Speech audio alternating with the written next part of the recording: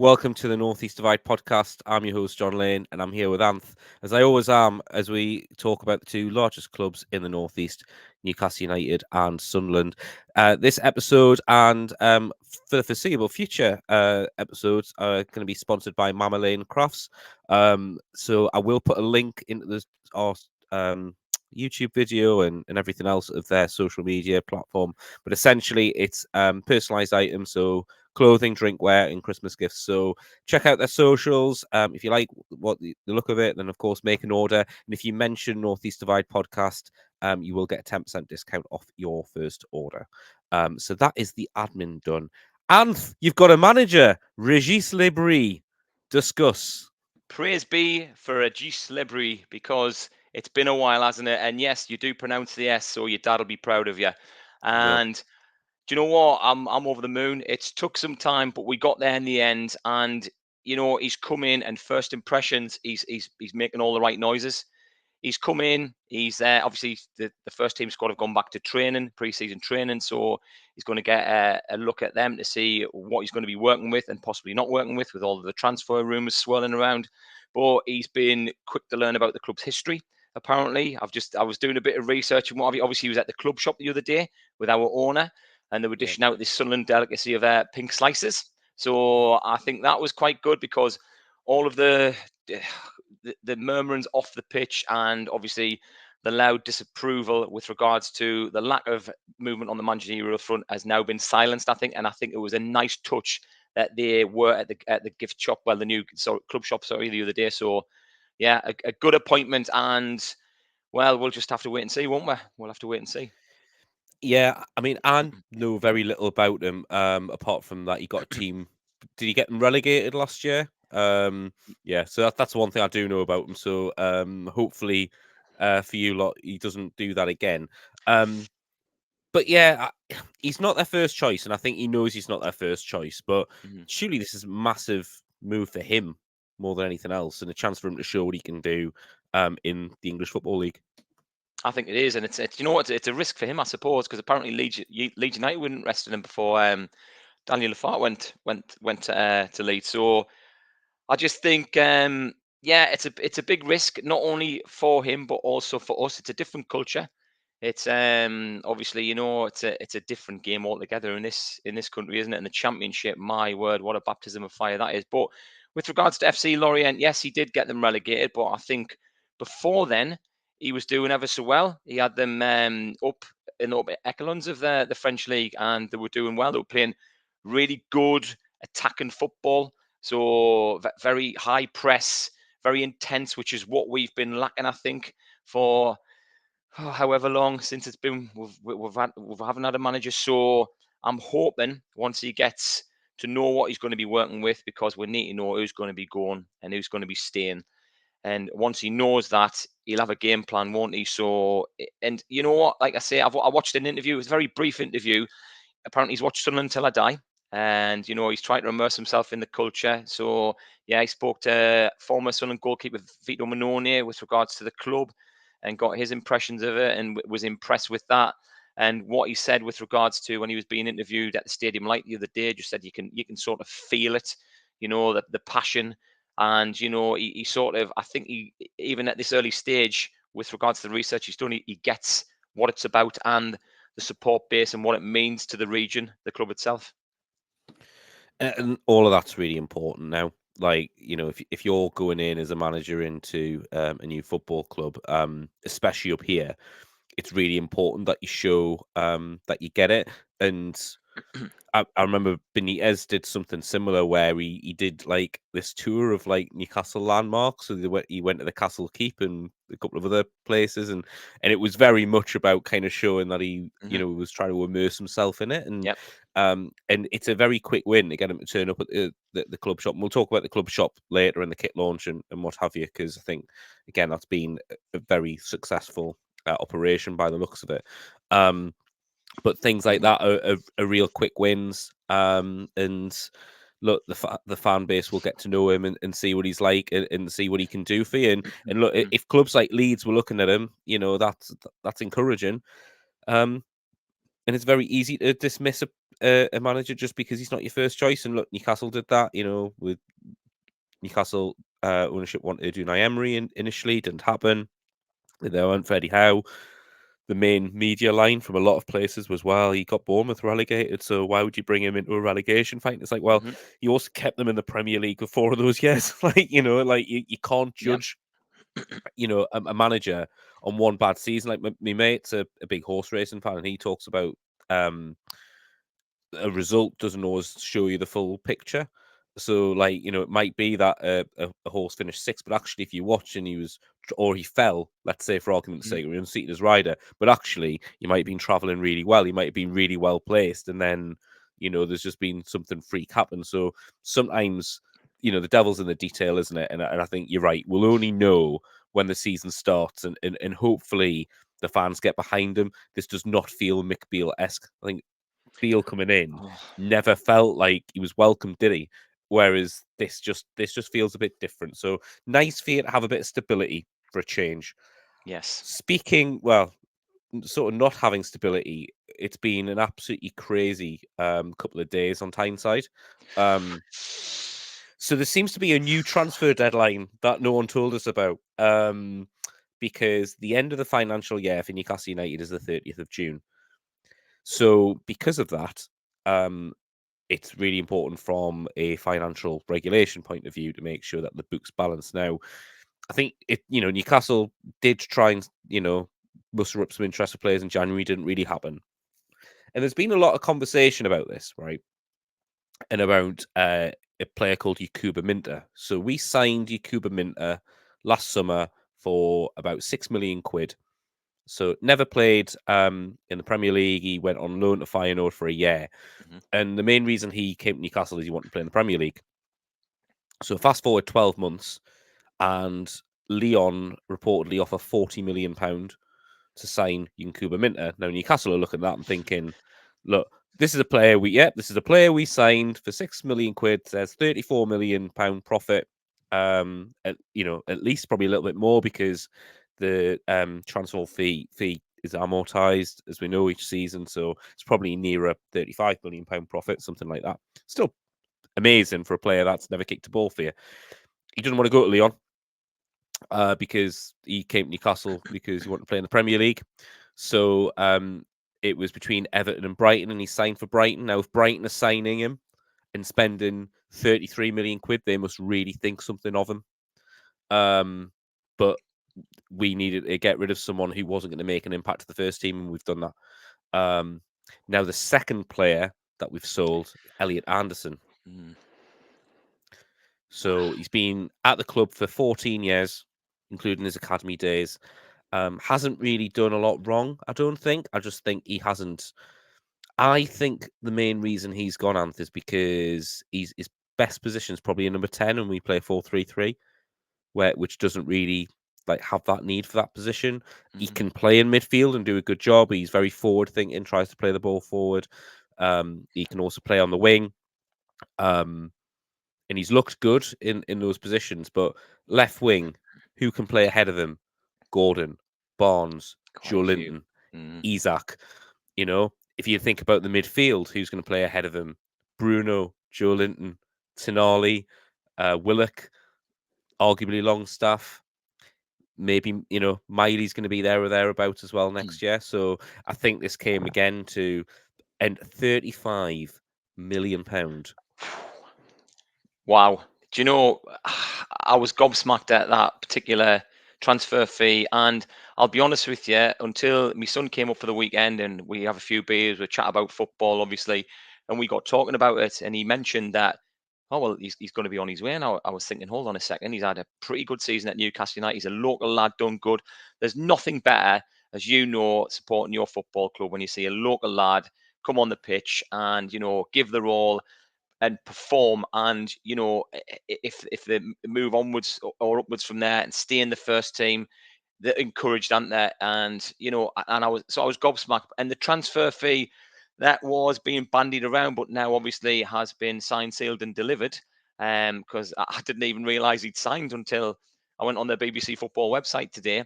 I was, like I say, gobsmacked. But then, friend of the podcast, football financial expert Kieran Maguire, he's rightly pointed out that working out a market value for an academy graduate is very difficult, as ultimately it's what both the buying and the selling club decide based on their future expectations of the player's contribution on the pitch. So there's a lot goes into it, isn't it?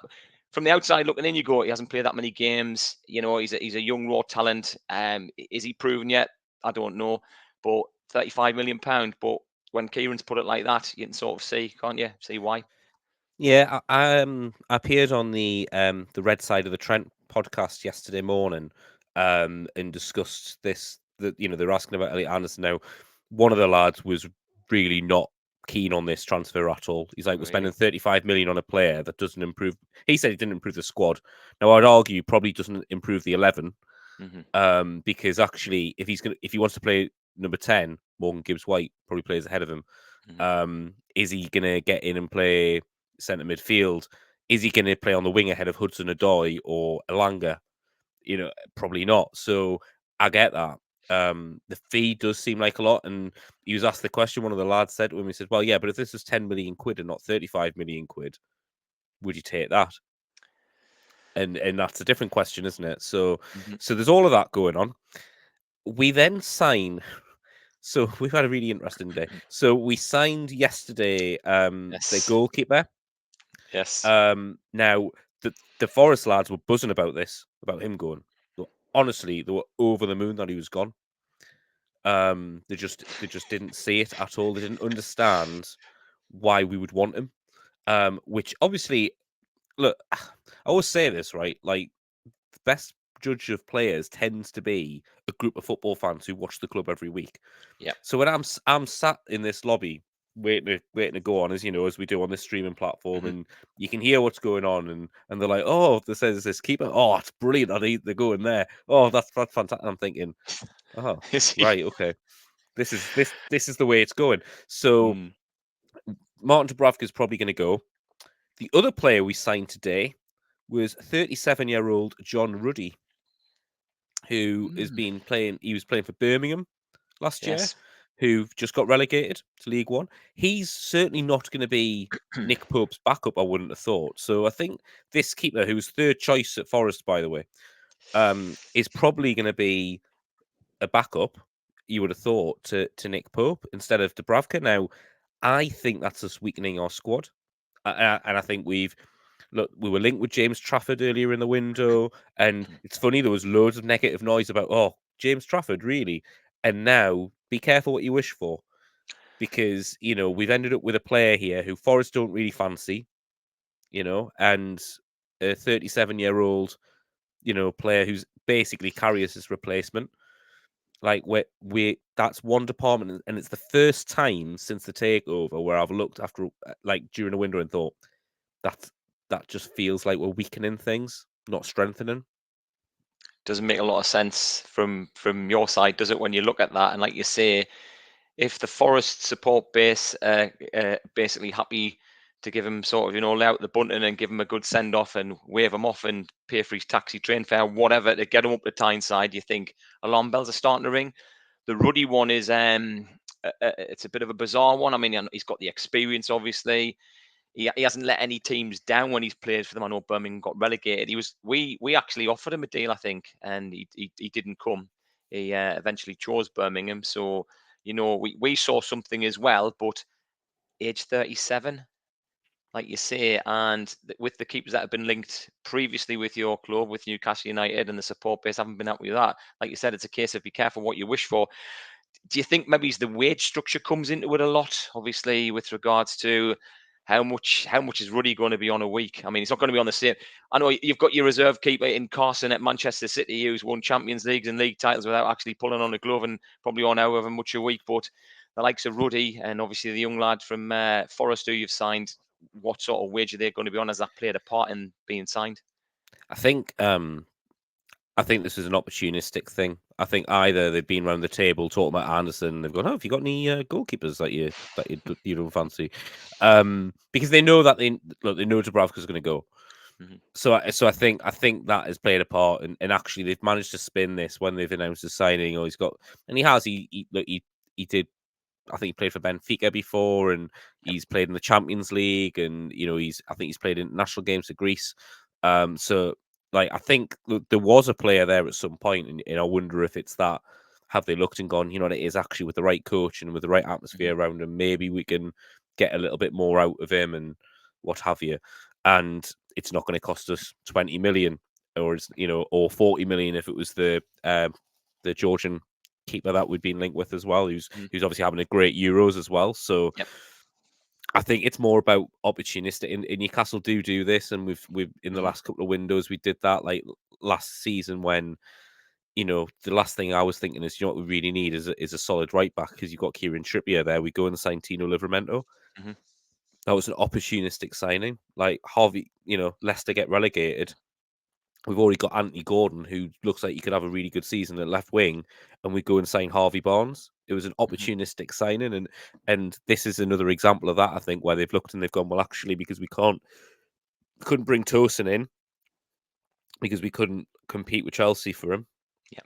What we then need to do is we need to look at how we can, because we're going to need a right centre half and we're going to need a right winger and potentially a striker because Wilson's probably going to be on the way out as well.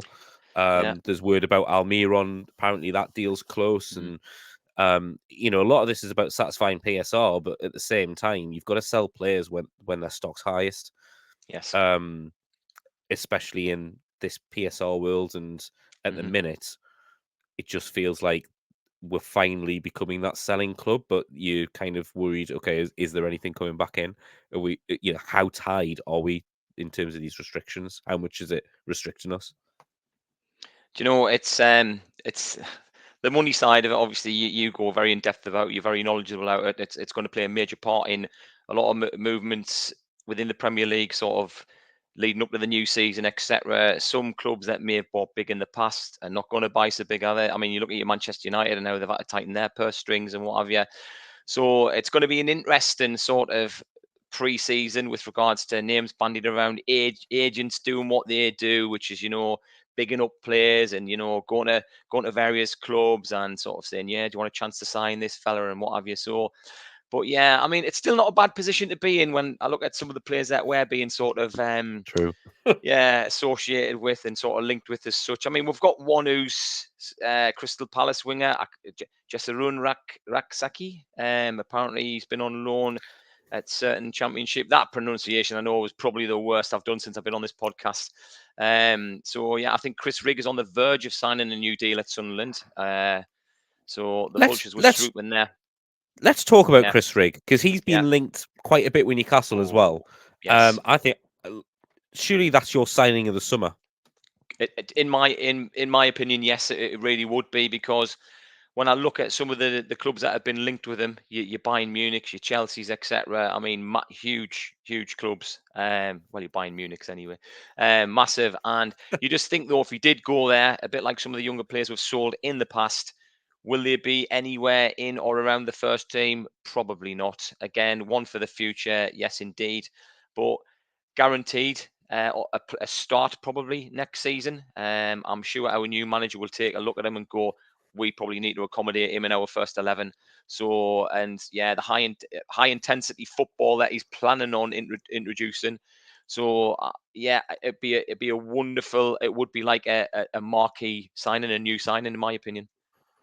Yeah, and that's it. If his choice is play first team football in the championship, or you know, sit on a bench and maybe play some League Cup football, like, you know, it is a decision to make. And yeah, is, you know, his salary won't be as much, but you know, it's, I think honestly, if you secure that, I think that's massive for you. It really, really is. Huge, And you've huge. got to build the side around him. I think you do. He's that good a player. And if this model is going to work, it's going to be around players like Chris Rigg getting to a point where his values at his peak before you Yes. let him go. So to secure him now, where he's got some years really to show before he hits that early 20s, where, you know, actually if he's going to be a good player, you're going to know about it.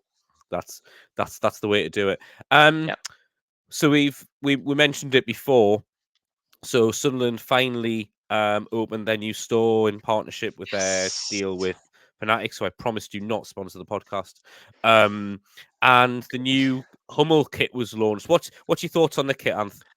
The kit, when I first saw it, I thought, yeah, it looks nice. I didn't like the badge. I didn't like the badge. I like the embroidered badges, but you know, as the previous podcast with regards to kits and how much they cost. You know, it gives you again an insight into why sort of replica kits are priced at the mark they're priced at. So yeah, but it's a lovely kit. I went round my sister's brother-in-law's on Saturday night, and my nephew had bought the new home top, and seeing it up close made us realise the quality of it is. Hummel have really gone to town on it. They've, it's fantastic. The attention to detail with regards to the ships in the actual stripe, the little message on the back as well.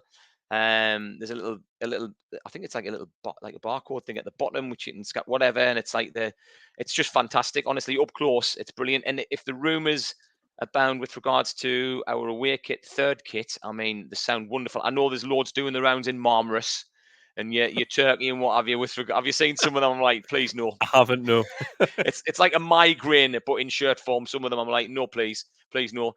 So yeah, I mean, apparently the fans bought 8 weeks of the 2024-25 home shirt stock in just one day. The Hummel CEO David Burke has revealed.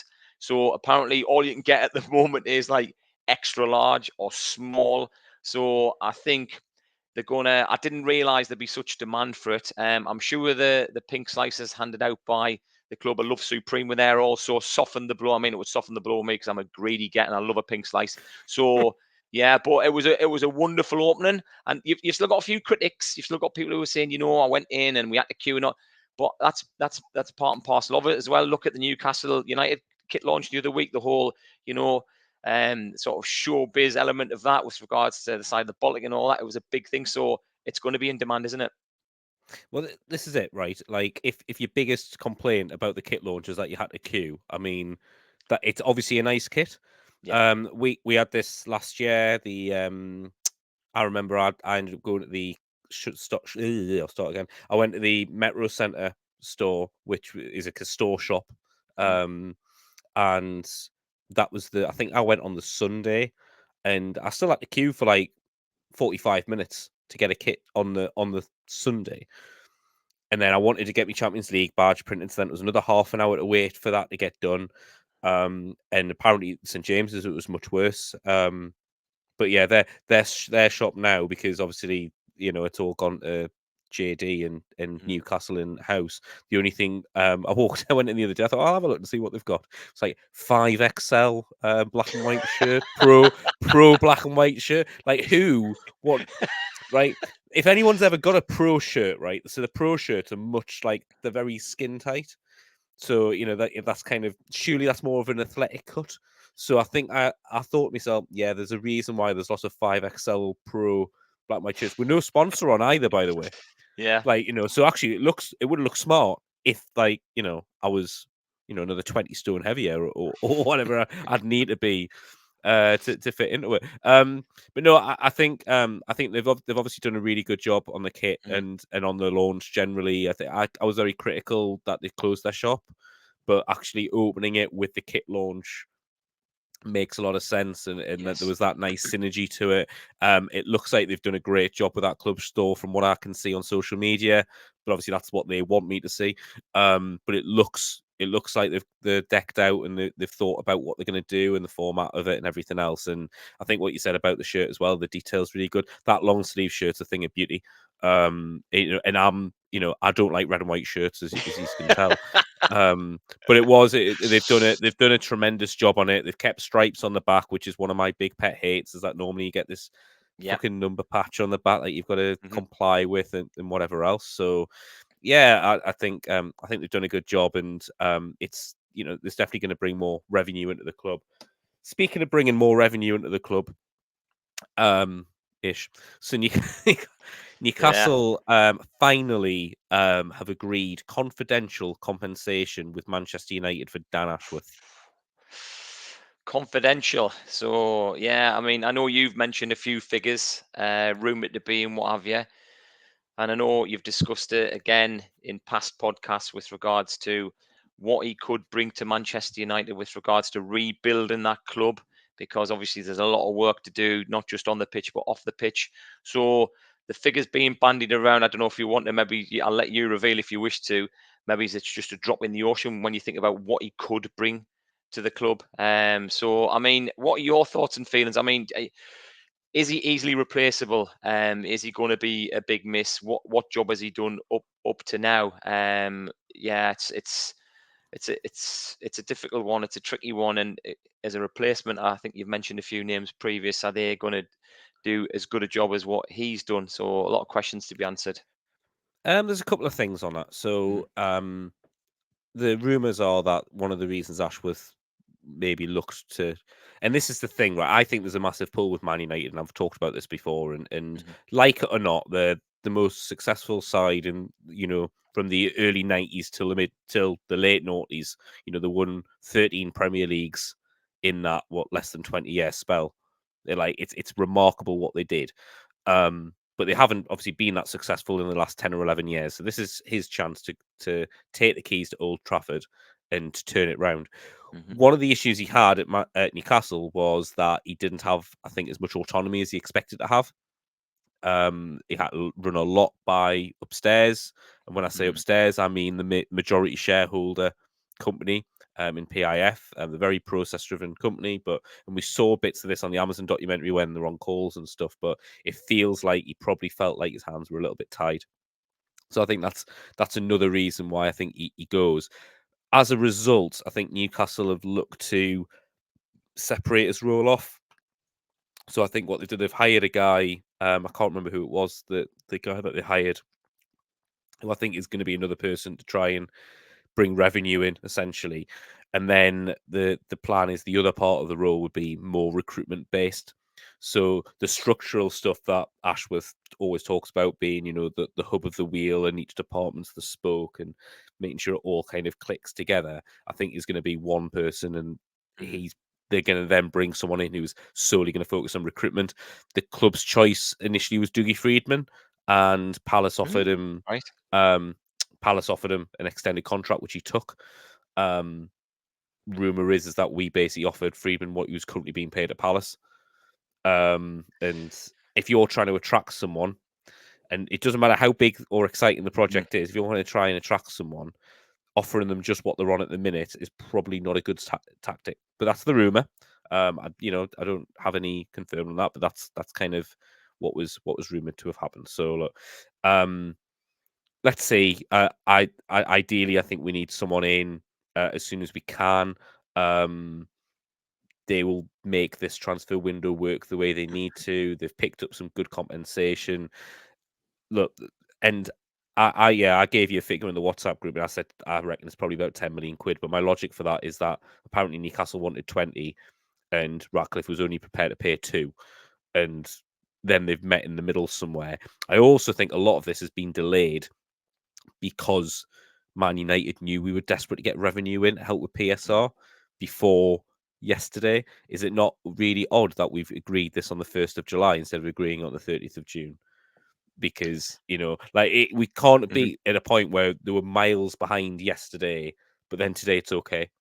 mhm, Like, I would not be surprised if they'd made an agreement and they said, look, we'll do it, but we're going to do it on the 1st of July purposefully, or they've said, well, we'll do it for X amount, but it's the condition is that we'll do that on the 1st of July. It would not surprise us, because I'm fucking sick of that Jim Ratcliffe on telly whining about like bloody Ashworth in his garden, and then he's whinging that he's going to have to pay for a new stadium, but no, the public should pay for that because it's going to be the Wembley of the North. And then he was fucking going on. What was it the other week? He was going on about the Big Six don't have enough control in the Premier League. I'm like, all the fucking rules are geared of towards course you. they Like, are you taking the piss? Like I'm just like, what world is he in? are. Like, it's absolutely mental. So yeah, he is like he's like Man United's Mike Ashley. It feels he's just it's none of it's his way.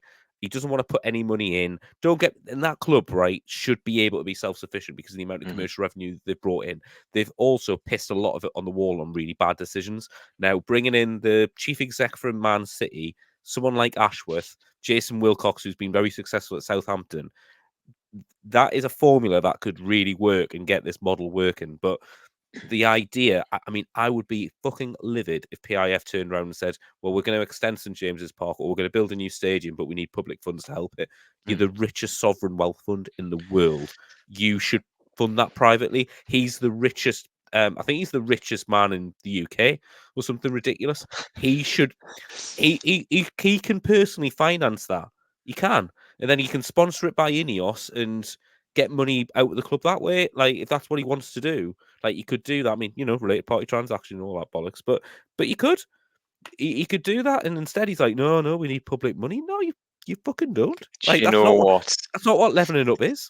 Do you know what? There's the smallest violin in the world being played for him. Get the begging ball out. Yeah, I mean, he hasn't really endeared himself to anyone, but I suppose the Manchester United supporters. And has he actually done that? So I've seen some of the interviews, and he is a bit whiny, isn't he? He's a bit like the neighbour next door, the man in the pub who you get talking to about football, and they just piss and moan, and you think, hold on a second, are you going to actually add anything sort of positive? Are you going to offer any ideas or insight into how we move forward as a football club? So there's always that one person, isn't there? But that is a bizarre comment to make with regards to the top six. Utterly bizarre. I mean, what's all that about? And because they were successful in a period of time. That's the reason that those clubs are the way they are. Spurs is because they've built it all into the infrastructure and they generate the revenue, and then they've managed to fall into the Champions League occasionally. Man City, obviously, they had their owners come in 2008 and they just pumped money in. Same with Chelsea and Abramovich, pumped money in. Arsenal were successful early noughties, late 90s, and therefore managed to build the Emirates and then generate more money that way. Liverpool have obviously had the history of all that success in the 80s, and Man United from the 90s. So that's why those six clubs have so much more than everyone else, because in that point of time they were successful. But all the rules at the minute don't allow other clubs to catch up. Now, I don't have an issue with there being regulations, by the way. Now, as a Newcastle fan, lots of people will be hearing me say that and thinking, you're telling me you don't want PIF to spend like $1 billion every transfer window. I mean, which Newcastle fan or football fan wouldn't love loads of money to be spent on their club? I get it, right? But if you're looking at this from a footballing point of view, like, all this shit about when the takeover was going to happen, and people were like, oh, it's corrupt, they're against Newcastle. They're not against Newcastle, they're against anyone else being successful. So if it had been, I don't know, like Brentford had been bought by the Saudi public investment fund, right? There would be the same issues, the same scrutiny and everything else, because it's not one of them, it's someone else. And that's the problem. It's not a Newcastle thing. It is someone else could potentially just spend their way, get to where and we have to do everything to stop that. That's why in October 21, just after the takeover, there was an emergency freeze on any related party funds, because they'd seen that Man City had taken the piss with the rules. If you saw Man City took the piss with the rules, do something about it in the previous 14 years. Don't just think, oh, yeah, we can't let them do it. It was all right then, but not now. Like, it's all about timing. It's bullshit. Right, okay. Speaking of bullshit, England at the Euros. How much of it have you seen, Anth? Oh my word! I've been on back shift actually. I've been on a late shift for the last nigh on 3 weeks. So yeah, but I've caught the England games. Caught them. I wish I hadn't. I mean, what do you say? I mean, last night was again, until Bellingham scored that wonder strike, was just so underwhelming and so disappointing. I think I just, do you know what? It smacks of Bobby Robson back in the day. Italian 90. Like me and my best mate, who's a Geordie and a massive football fan, obviously. We romanticize about Italian 90, right? And how obviously England got the semi-final. Gazza's tears made him an icon, the way he played in that tournament. But to be honest with you, in the first group games, we played some dog shit football, some absolute dog shit football. Republic Island, I remember that was a battle they could have won, to be fair. And also with regards to against Belgium, apart from when Platt scored that wonderful free kick. So is it a case of, like Shearer said, yeah, I've said his name, Shearer, he's made a lot of sense during this tournament, a lot of sense. Me and my boy were talking about it yesterday, and we were saying, his sort of, not cutting, I would say, criticism to a certain extent has been bang on the nail. and yet the pundits are getting criticised for voicing their opinion. What's a pundit supposed to be? So yeah, I think they've had a bit of a siege mentality, the England squad, and Bellingham didn't shine yesterday with regards to his post-match interview. I know his emotions were running high, but yeah, but I look at that and I think that siege mentality is quite good in a way, but at the same time, don't alienate yourself from the England fan base, because we can see how they turn. And I thought Southgate getting bottled, plastic bottles, it was disgusting. I think, I know it costs a lot of money, emotions run high, but it was just bang out of order. Bang out of order. But underwhelmed so far. Underwhelmed, massively underwhelmed. I agree with pretty much most of what you've said. I think the Southgate incident is a joke. I think, and I'm glad Luke's not on the podcast whilst I'm making this analogy, but it feels very Steve Bruce vibes, like the noises coming out of the camp at the minute. What Jude Bellingham said yesterday, and I don't know if anyone's seen it, but he effectively said, well, we would and we showed people who've been criticising us, and missed the point that the performance was shite. Like, they should have been embarrassed at that performance yesterday. It was absolutely shocking. And they escaped. They got out of jail through a moment of brilliance, and then managed to get an early winner in extra time, and saw it out from there. And fair play, yes, they got the result. But Jesus Christ, the performances are nowhere near where these players are capable of playing. And I used to go into St James's Park, and this is the stuff I didn't get a chance to say to Luke the other week. But I used to go into St James's Park, and I used to think, how, like, when we're leaving, how the hell did we win that game? Like, the amount of terrible performances, I think, how did we win? And I'm looking at this tournament and I'm thinking, beat Slovenia 1-0, possibly, probably just about deserve that. Denmark probably should have beaten us, and that would have been a fair result. We then played, oh God, who did we play in the last group game? But we drew that 0-0. Yep. Mm-hmm. And again, you're thinking, like, we didn't look like we deserved to get anything out of it. We managed to draw 0-0. We shithoused our way to winning the group because Denmark couldn't score in their game. And then we play a Slovakia side who, they're probably their most best known players, Martin Dubravka, who, had 2 shots at target at him and conceded twice.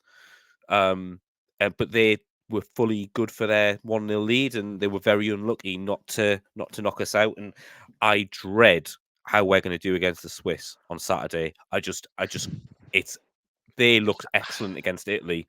Italy were poor, but they looked like a team playing together and playing well. And we just don't. We've got a lot of. It's that we've got 11 individuals and they've got a team of 11 players, and I think that's the difference for me. Again, bang on the nail. I look at the likes of Georgia, and obviously, they played Spain last night, and yeah, they knew that obviously they can't combat Spain for possession, which they're famous for, and they can't compete with some of their players, etc. But they had a game plan, and every player was well drilled. Every player knew what they were supposed to do. The manager was made sure of that. They caught them on the break. They scored the opening goal, which is fantastic. And I just think Kane came out with obviously post-match interview saying, well, it's a results-based business. Yes, Harry, indeed it is. But at the same time, we need to have a plan B. And obviously, when things are not going our way, when we're trying to shoe on certain players into certain positions and trying to cater for everyone, because Bellingham's never going to get dropped, even though he looked dead on his feet in one of the matches. I just think we need to have a plan B. And at the moment, it doesn't appear that we've got that. And the players look equally as confused at times as to what they're supposed to be doing. Now, I could see the sense of relief with Southgate last night, and he was very animated and punching the air and jumping all over. And I think, yeah, you deserve that. As in, it's sort of, it is the great escape, as it's been all over the media. But I just think there needs to be a massive improvement. And I had the Swiss down to get the semis. I didn't know what route we would take and what if we beat whatever team and who would play. And it turns out we're playing the Swiss, and I'm thinking I've tipped them to get to the semis, and I'm thinking, no, that's probably not a good tip now. The way they're playing, they're going to get to the final. I think the Yep. Swiss, they're playing really well. I think, yeah, just on England, I think, as I say, if they were more performance based, if you're more performance focused, you'll get the results. And I tell you what, this reminds me of. It reminds me of Sven's England, when you kind of knew who the 11 were going to be. that's who he was going to pick. So going into the tournament, now usually with Sven, you knew because he played the same fucking team all the way through qualifying, and then he played the same 11 again. But it was literally the same 11, and then players just didn't feel like they had a chance. The person in the England squad that has taught the most sense when they spoke to the media is Anthony Gordon, and he was given. He came on in the 89th minute in the last group game, and I think he came off after, like, obviously he played till the end, like last 4 or 5 minutes or whatever it was, and he played one of the best balls that there'd been all night. Cole Palmer came on and had an amazing half an hour or so, to the point where I'm thinking surely he's got to be competing with Saka here, because Saka hadn't given that. Saka's been one of our better players, actually, in fairness to him, but when looking at that, you thought, how where? And I just think that you can't go in thinking this is me, as you said, this is my plan A, this is me 11 or what have you. And we're only going to make one change, and every time it's going to be in central midfield, because it didn't work when I did it with Trent. Now it hasn't worked with Conor Gallagher, so now I'm going to give Mainu a go, and actually that looks like the right move. Like it shouldn't come to that. He should be in a position where he can say actually he's going to make 2 or 3 changes, and he's going to say it to Phil Foden, look, actually I'm not getting anything from you in that position. Or you play Bellingham deeper. You play Bellingham deeper. You play Foden at number 10, and play Gordon on the left wing, because that first game, Saka had their left back on toast, and we needed the same on their right hand side. And Anthony Gordon would have done that, and I can tell you that because I've watched like pretty much every game he played for Newcastle last year, and that's his game. So look, I know Gareth won't be watching this, but if he gets word from the Northeast Divide podcast, that's our opinion on it. But I'm very certain that we are going to see a very similar 11 play, possibly with Luke Shaw at some point. You know, who he never should have taken to the tournament. But yeah, that's my rant over.